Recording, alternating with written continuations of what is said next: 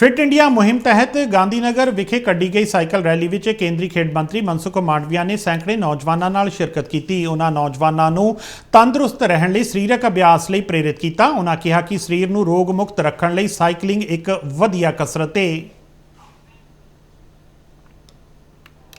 દેશના યુવાનોએ ફિટ ઇન્ડિયાનો સંદેશ આપ્યો છે।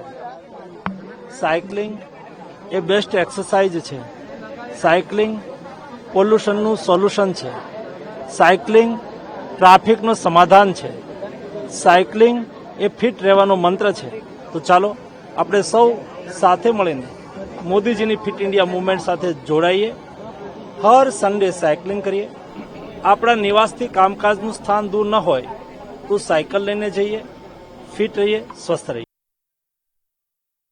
ਫਿਟ ਇੰਡੀਆ ਮੁਹਿੰਮ ਨੂੰ ਹੱਲਾਸ਼ੇਰੀ ਦਿੰਦੀ ਦਿੱਲੀ ਵਿਖੇ ਇੱਕ ਸਾਈਕਲ ਰੈਲੀ ਕੱਢੀ ਗਈ। ਭਾਰਤੀ ਪੇਸ਼ੇਵਰ ਪਹਿਲਵਾਨ ਦਲੀਪ ਸਿੰਘ ਉਰਫ ਗ੍ਰੇਟ ਖਲੀ ਅਤੇ ਹਰ ਉਮਰ ਵਰਗ ਦੇ ਲੋਕਾਂ ਨੇ ਰੈਲੀ ਵਿੱਚ ਸ਼ਿਰਕਤ ਕੀਤੀ। ਇਸ ਮੌਕੇ ਸਕੂਲੀ ਵਿਦਿਆਰਥੀਆਂ ਵੱਲੋਂ ਸਰੀਰਕ ਕਸਰਤ ਨੂੰ ਦਰਸਾਉਂਦੀਆਂ ਵੱਖ-ਵੱਖ ਗਤੀਵਿਧੀਆਂ ਕੀਤੀਆਂ ਗਈਆਂ। ਨੌਜਵਾਨਾਂ ਨੇ ਸਾਈਕਲ ਰੈਲੀ ਵਿੱਚ ਉਤਸ਼ਾਹ ਨਾਲ ਭਾਗ ਲਿਆ। ਦਲੀਪ ਸਿੰਘ ਨੇ ਨੌਜਵਾਨਾਂ ਨੂੰ ਨਸ਼ਿਆਂ ਤੋਂ ਦੂਰ ਰਹਿਣ ਦਾ ਸੁਨੇਹਾ ਅਤੇ ਖੇਡਾਂ ਨੂੰ ਅਪਣਾਉਣ ਦਾ ਸੱਦਾ ਦਿੱਤਾ। ਉਹਨਾਂ ਕਿਹਾ ਕਿ ਫਿਟ ਇੰਡੀਆ ਮੁਹਿੰਮ ਨਾਲ ਜੁੜ ਕੇ ਨੌਜਵਾਨੀ ਨੂੰ ਤੰਦਰੁਸਤ ਰੱਖਿਆ ਜਾ ਸਕਦਾ ਹੈ, ਜਿਸ ਨਾਲ ਉਹ ਰਾਸ਼ਟਰ निर्माण विच अपना योगदान दे सकणगे।